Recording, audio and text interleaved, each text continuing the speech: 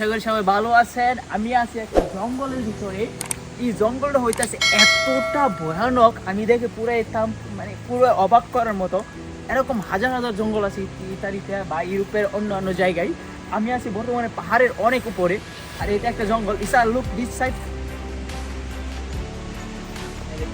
দেখেন কত বড় জঙ্গল এবং কত বড় একটা জায়গা।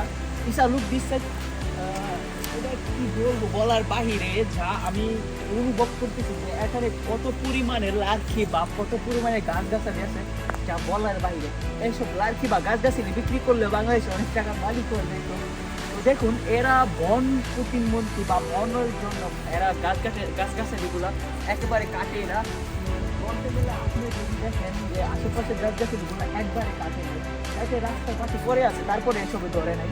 তো এইসব হইতেছে তার যারা ওই আবহাওয়া নিয়ে কাজ করে বা বন প্রতিমন্ত্রী বা বন নিয়ে কাজ করে, তাদের উদ্দেশ্যে তারা মানে তারা একমাত্র ধরতে পারবে। এছাড়া অন্য কেউ এটার মধ্যে হাতও দিতে পারবে না বা অন্য কেউ এসে এটাতে কিচ্ছু করতে পারবে না। আপনি যদি মনে করেন যে না, আমার ঘরের লার্কি শেষ হয়ে গেছে, আমি এখান থেকে লার্কি নিয়ে আমি আগুন ধরাবো বা ঘরের ভিতরে লার্কি দিয়ে হিটার বানাবো। ইউরোপের মাটিতে লার্কি দিয়ে আগুন ধরায় শীতের মধ্যে অনেক আছে। আপনার ফিল্মের মধ্যে দেখবেন, বড় বড় মুভির মধ্যে দেখবেন যে লার্কি দিয়ে আপনার আগুন ধরেছে। দেখুন, লুক দিসাই লুক, এইসব গাছ আছে না, আপনারা যেখানে যান না কেন এইসব গাছ দেখতে পারবেন যে কাইটটা নিয়ে আসে আপনারা এইসব গাছ দিয়ে ঘর তৈরি করে, অনেক সুন্দর সুন্দর ঘর তৈরি করে। দেখছেন কি সুন্দর সুন্দর গাছ এই সাইডে দেখুন। তো আপনার অনেক বড় বড় গাছ আছে, অনেক মোটা মোটা গাছ আছে। একটা গাছ আমার চেয়ে বেশি বয়স, আমার বয়স একটু বেশি বয়স হবে। তো ভাবুন, এখানে আমি যদি পূজা যাই তো অনেক অনেক আমি পিছনে অনেকগুলো চলে আসছি, এই সাইডে আরও অনেকগুলো আছে।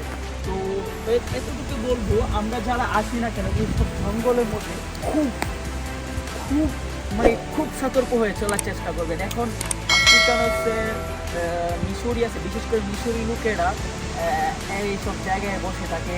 আপনি রাস্তা দিয়ে যাইতেছেন বা মানে আপনার সাথে অনেক দুর্ঘটনা ঘটতে পারে। আপনারা অনেক সতর্ক হয়ে চলার চেষ্টা করবেন। ইউরোপ নিরাপত্তা, ইউরোপ স্বাধীন দেশ, কিন্তু বর্তমানে ইতালির পরিস্থিতি ভয়াবহ বললেই চলে।